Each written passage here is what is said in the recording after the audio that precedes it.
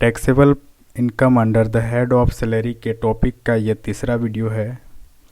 अगर आप इस टॉपिक का पहला और दूसरा वीडियो नहीं देखे हैं तो पहले देख लें, और यदि आप देख चुके हैं तो इस वीडियो में बने रहें। इस वीडियो में हम बात करने वाले हैं परक्विजिट्स की। सबसे पहले जानते हैं कि परक्विजिट्स क्या है। कर्मचारियों को नियोक्ता द्वारा वेतन के अतिरिक्त कई सुविधाएं दी जाती है। जो सुविधाएं नकद यानी कैश में दी जाती है उन्हें अलाउंस कहते हैं, और जो सुविधाएं वस्तु या सेवा के रूप में दी जाती है परंतु उनका मुद्रा में मूल्य ज्ञात किया जा सकता है तो उन्हें परक्विजिट्स कहते हैं। अर्थात ऐसी सुविधाएं, वस्तु या सेवाएं जो एम्प्लॉई को मिलता है और उसका मुद्रा में मूल्य ज्ञात किया जा सकता है तो उसे परक्विजिट्स कहते हैं। इनकम टैक्स कैलकुलेशन की सुविधा की दृष्टि से परक्विजिट्स को 3 भागों में बांटा गया है। पहला, taxable perquisites for all. Second, taxable perquisites for specified employee. And तीसरा, third, exempt perquisites for all. तो सबसे पहले बात करते हैं टैक्सेबल परक्विजिट्स फॉर ऑल की। इसमें सबसे पहला है हमारा rent free house. Rent free house 2 condition में होते हैं, एक फर्निश्ड और दूसरा अनफर्निश्ड। तो पहले हम रेंट फ्री हाउस का वैल्यूएशन अनफर्निश्ड के केस में करना सीखेंगे। तो आइए देखते हैं कि रेंट फ्री हाउस अनफर्निश्ड के केस में कैसे कैलकुलेट किया जाता है। पहला, इसके अंदर कंडीशन है if house is not own by employer. यदि एम्प्लॉयर हाउस का मालिक नहीं है तो ऐसे स्थिति में एक्चुअल रेंट या 15% of salary which ever is lower will be taxable. Actual rent और 15% of salary which ever is lower will be taxable. Actual rent या 15% ऑफ सैलरी जो कम होगा वो टैक्सेबल होगा। Second condition, if house is own by employer. अगर house का मालिक employer हो तो ऐसे केस में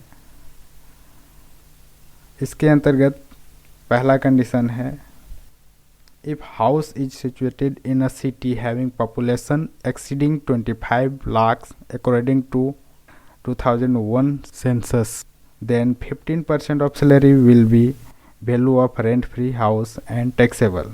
इसका मतलब है हाउस अगर ऐसी सिटी में स्थित है जिसका पॉपुलेशन 25 लाख से अधिक हो तो ऐसे केस में 15% ऑफ सैलरी जो अमाउंट होगा वो value of rent free house होगा और वह टैक्सेबल होगा। Second, if house is situated in a city having population exceeding 10 lakhs but not exceeding 25 lakhs।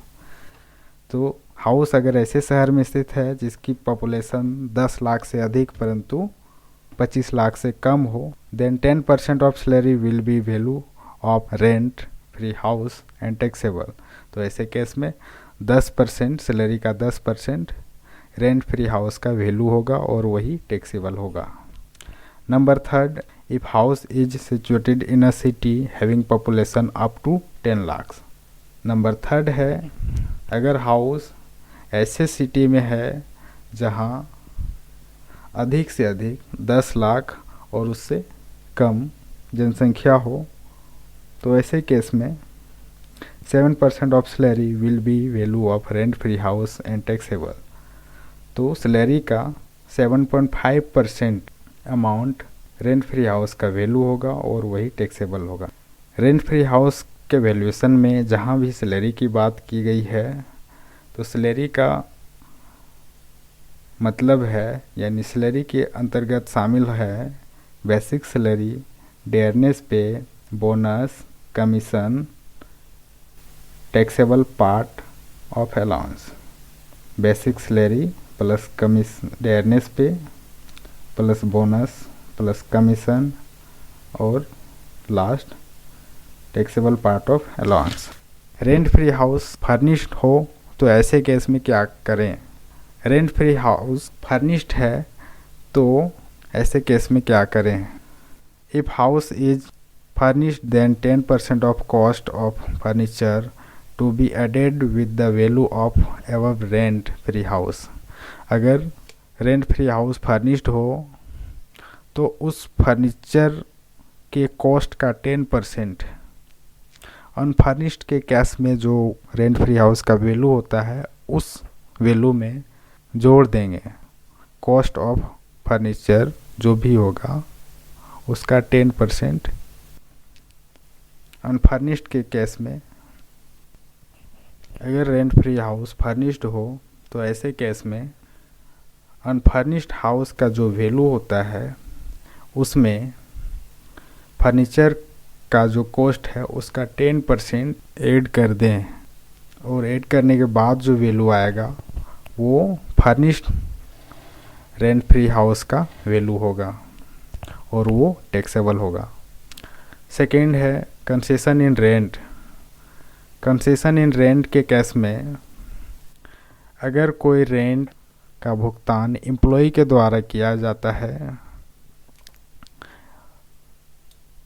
तो रेंट फ्री हाउस का जो भी वैल्यू है उसमें एम्प्लॉय के द्वारा जो रेंट पेड किया गया है उस अमाउंट को लेस कर दिया जाएगा और लेस करने के बाद जो अमाउंट आएगा वो टैक्सेबल होगा। नंबर थर्ड है फ्री लंच। अप टू ₹50 पर meal for each working day will be exempted. 50 रुपया तक पर मील ईच वर्किंग डे में एग्जेम्प्ट होगा और इससे अधिक हो तो 50 रुपया से जितना अधिक होगा वो अमाउंट टैक्सेबल होगा। Number 4 liability paid by employer on behalf of employees. Any liability of employ paid by his employer will be fully taxable such as hotel bill, club member fees, life insurance premium, electricity bills etc। कोई भी liability जो employ का हो और उसका भुगतान employer करता है तो ऐसे केस में वैसा पेड अमाउंट फुली टैक्सेबल होगा। सेकेंड टाइप ऑफ प्रिक्विजिट्स में टैक्सेबल प्रिक्विजिट्स फॉर स्पेसिफाइड एम्प्लॉय। जब कोई एम्प्लॉय एम्प्लॉयर के कंपनी में डायरेक्टर के रूप में काम कर रहा हो या एम्प्लॉयर की कंपनी में वह एम्प्लॉय सार्वजनिक रखता हो अथवा उस कर्मचारी की मॉनेटरी इनकम 50,000 रुपये वार्षिक से अधिक हो तो वह स्पेसिफाइड एम्प्लॉय कहलाता है। इसके अंतर्गत निम्नलिखित प्रिक्विजिट्स हैं। पहला है motor car, gardener, third watchman, four sweeper, other servants, gas, water and electricity and free education. तो पहला है मोटर कार। मोटर कार के वैल्यूएशन कैसे होता है आइए देखते हैं। मोटर कार के केस में पहला है motor car private by the employer to his employee for official use only. अगर ऑफिशियल यूज के लिए एम्प्लॉयर के द्वारा एम्प्लॉई को कार दिया जाता है तो वो टैक्सेबल नहीं होगा, not taxable. Second condition, second condition if motor car provides by the employer to his employee for personal use only. अगर एम्प्लॉयर के द्वारा एम्प्लॉई को पर्सनल यूज के लिए सिर्फ पर्सनल यूज के लिए मोटर कार प्रोवाइड किया जाता है तो ऐसे केस में टैक्सेबल अमाउंट इस प्रकार कैलकुलेट होगा। Cost of running and maintenance of car. Running and maintenance का जो कॉस्ट होगा वो अमाउंट उसमें ऐड करेंगे ड्राइवर सैलरी और 10% cost of car as depreciation.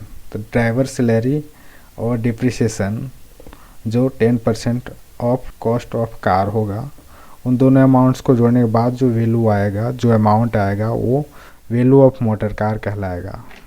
Third है if motor car is provided partly for official use and partly for private use. तो ऐसे केस में मोटर कार को दो भागों में बांट दिया जाता है, पहला स्मॉल कार और दूसरा लार्ज कार। पहला स्मॉल कार, पहला केस है if all expenses relating to both a purpose are borne by employer then 1800 per month will be taxable. अगर एम्प्लॉयर के द्वारा बर्थ पर्पस के खर्च को वहन किया जाता है तो 1800 रुपया पर मंथ के हिसाब से टैक्सेबल होगा। सेकेंड केस है if expenses relating to personal use are borne by employee himself then ₹600 per month will be taxable. अगर एम्प्लॉई कार के पर्सनल यूज के खर्चे खुद वहन करता हो तो ऐसे केस में 600 रुपया पर मंथ टैक्सेबल होगा। लार्ज कार के केस में, इसमें भी दो केस हैं। लार्ज कार के कंडीशन में पहला, if all expenses relating to both purpose are borne by employer, if all expenses relating to both purpose are borne by employer 2000 then 2400 per month will be taxable.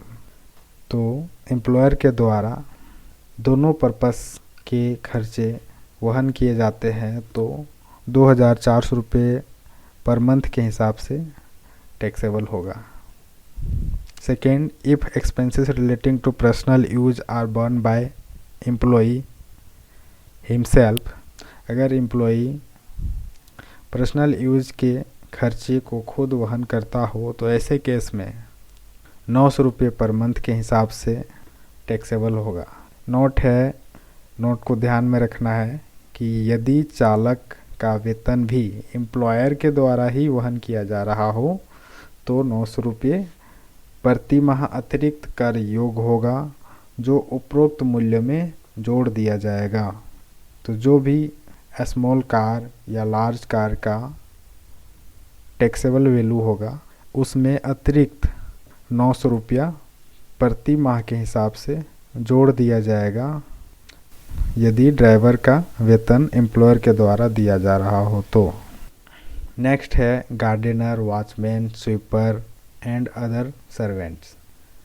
उपरोक्त के संबंध में employer के द्वारा भुगतान किया गया अमाउंट पूर्णतः कर योग होगा यानी फुल्ली टैक्सेबल होगा। नेक्स्ट है gas, water and electricity. Condition 1 from one generation.